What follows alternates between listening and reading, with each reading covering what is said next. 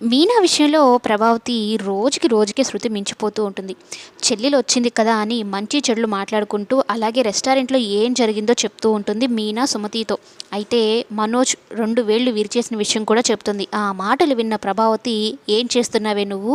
ఇక్కడ జరిగేటియన్నీ నీ పుట్టింటికి చేరవేస్తున్నావా?" అంటూ మాట్లాడుతూ ఉంటే, ఆ మాటల్ని ఇక తట్టుకోలేక మీనా, "ఆపండి" అంటూ పెద్దగా అరిచి అక్కడి నుంచి వెళ్ళిపోతూ ఏడ్చుకుంటూ వెళ్ళిపోతుంది. అయితే ఆ బాధను తట్టుకోలేక గుడిలోకెళ్ళి పొర్లు దండాలు పెడుతూ ఉంటుంది. ఎందుకు ఇంత కష్టం వచ్చిందో ఏంటో ఆ గుడిలో ఈ విధంగా చేస్తూ ఉంది అని పార్వతి కానీ, అలాగే సుమతి కానీ భయపడిపోతూ ఏడుస్తూ ఉంటారు. అయితే సుమతి వచ్చి, "మా అక్కని ప్రశాంతంగా కూడా బతకనిచ్చేలా లేరు మీ ఇంట్లో వాళ్ళు. ఎందుకు మా అక్కని ఇలా ఏపు కాల్చుకొని తింటున్నారు" అంటూ మాట్లాడుతూ ఉంటుంది. బాలు, "మీనా అసలు ఏమైందో చెప్పు" అనగానే ఒక్కసారిగా మీనా బాలు గుండెల మీద వాలిపోతుంది.